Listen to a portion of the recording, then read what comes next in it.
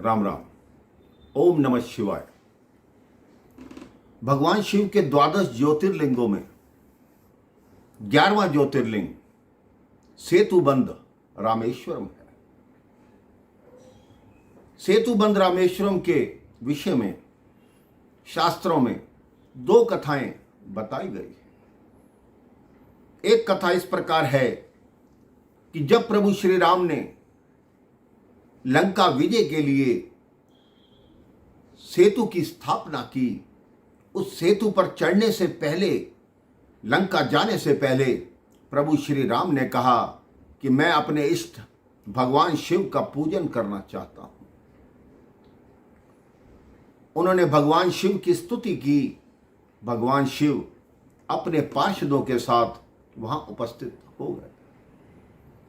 उन्होंने कहा, कहिए प्रभु, मैं आपकी क्या सेवा कर सकता हूं? क्योंकि प्रभु श्री राम भगवान शिव को अपना इष्ट मानते हैं और भगवान शिव प्रभु श्री राम को अपना इष्ट मानते हैं।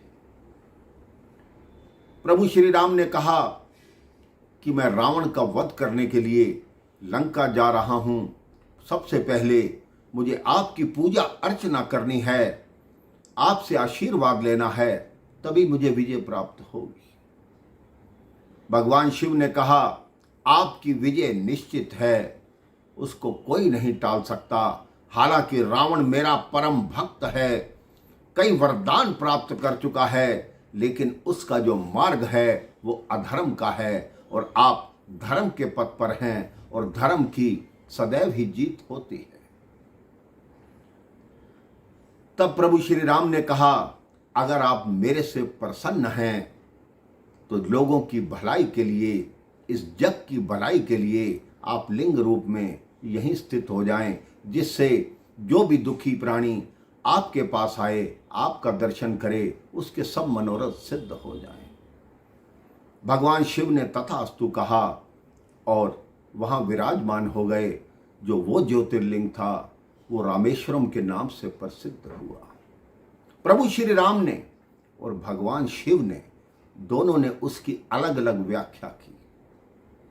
प्रभु श्री राम ने कहा, जो राम के ईश्वर हैं ये उनका ज्योतिर्लिंग है। भगवान शिव ने कहा, राम जिसके ईश्वर हैं ये उसका ज्योतिर्लिंग है। इस विषय में एक दूसरी कथा आती है।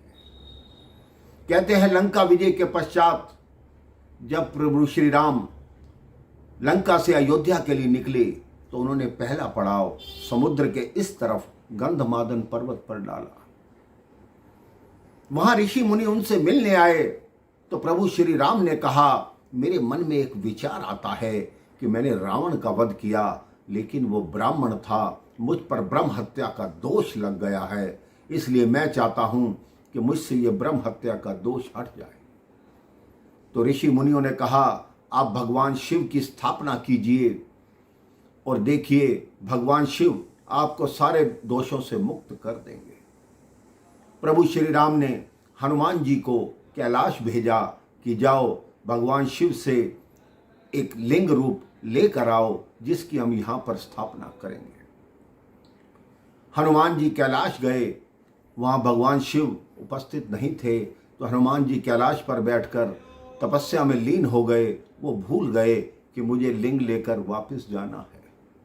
इधर मुहूर्त का समय निकला जा रहा था। मां जानकी ने बालू का ही एक पार्थिव लिंग तैयार किया। उसकी पूजा आरंभ भी होने वाली थी। इतनी देर में ही हनुमान जी भी वो लिंग लेकर आ गए। हनुमान जी ने कहा, मैं तो आ ही रहा था, मुझसे पहले ये पार्थिव लिंग बनाने की क्या आवश्यकता थी? तो प्रभु श्री राम ने कहा कि मुहूर्त का समय निकला जा रहा था, इसलिए इस लिंग की स्थापना आवश्यक थी। अब तो इसी लिंग की पूजा होगी। हनुमान जी ने कहा, मैं ऐसा नहीं होने दूंगा। तो प्रभु श्री राम ने मुस्कुराकर कहा, अगर तुम इस लिंग को हटा सकते हो तो हटा कर देख लो। हनुमान जी ने बहुत प्रयास किया, अपनी पूंछ से उसको हटाने की कोशिश की, लेकिन हनुमान जी मूर्छित होकर गिर गए, घायल हो गए। मां जानकी ने उनके शीश पर हाथ फेरा कि तुम घबराओ मत हनुमान, जो तुम लिंग लाए हो उसकी भी स्थापना होगी और इसकी भी होगी। भगवान रामेश्वरम के दर्शन करने से पहले जो तुम्हारा लिंग होगा उसका नाम होगा हनुमदीश्वर। सबसे पहले लोग हनुमदीश्वर के दर्शन करेंगे, तब रामेश्वरम ज्योतिर्लिंग के दर्शन करेंगे। आप रामेश्वरम जाएंगे तो आप देखेंगे सबसे पहले हनुमदीश्वर के दर्शन करने पड़ते हैं, उसके पश्चात रामेश्वरम ज्योतिर्लिंग के दर्शन होते हैं।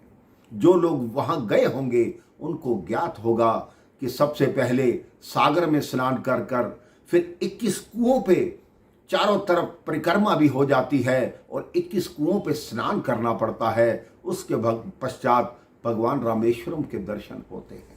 आप जो लोग नहीं गए, जीवन में कभी भी अवसर मिले तो रामेश्वरम जाइए, आपका मन शांत होगा, आपका जीवन सुखी और खुशहाल होगा। राम राम। ओम नमः शिवाय।